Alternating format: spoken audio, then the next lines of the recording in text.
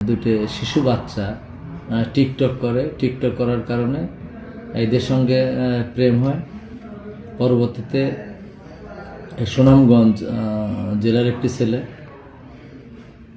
সাতক্ষীরা জেলায় চলে যায় এবং এই টিকটক থেকে প্রেমের সম্পর্ক করে ছেলেটাই মেয়েটাকে নিয়ে আসে।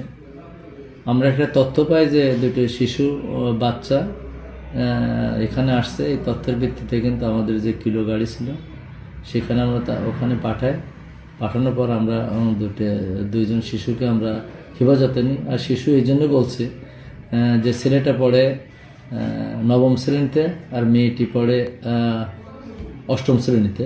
যেহেতু শিশু আমি নাম প্রকাশ করছি না, তবে আমাদের হেফাজতে আছে। আমি আশাসনের ওসির সঙ্গে যোগাযোগ করছি। সে তার গার্জিয়ানকে খুঁজে পাইছে সে, এবং সে আমাদের কাছে সে আসছে। ইতিমধ্যে আমরা ছেলের গার্জিয়ানকেও জানিয়েছি। আর যেহেতু এটা শিশুদের কাজ, আমরা শিশু বিষয়ক কর্মকর্তাকেও আমরা এখানে অবগত করছি। আর আসলে একটা সবচেয়ে বড় যে ভুল আমরা করি, এটা হচ্ছে আমার সবার জন্য একটা পরামর্শ যে আপনারা যারা এই যে 6 থেকে যে সময় পড়া শুরু করে, অবশ্যই আপনারা সন্তানদেরকে আপনার মোবাইল ব্যবহার করতে দেবেন না। কারণ মোবাইলের যত মোবাইল তাকে দিবেন তত পড়াশোনার ব্যাপারে তাদের অনীহা আসবে, অন্য জগতে তারা চলে যাবে, যার কিন্তু ক্ষতি কিন্তু এই সারা জীবন কিন্তু আপনারা বয়ে বেড়াবেন। কারণ আজকের যে এই ঘটনাটা আসলে খুবই দুঃখজনক।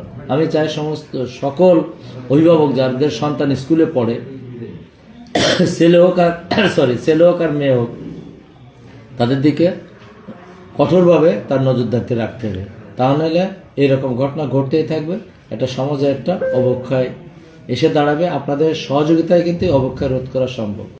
জি, মেয়েটা হচ্ছে সাতক্ষীরা জেলার আশাসনের একটা স্কুলের, আর সিলেটি হচ্ছে জামালগঞ্জ, সুনামগঞ্জ জেলার জামালগঞ্জ থানার একটি স্কুলের নবম শ্রেণীর ছাত্র, আর মেয়েটা অষ্টম শ্রেণীর ছাত্র।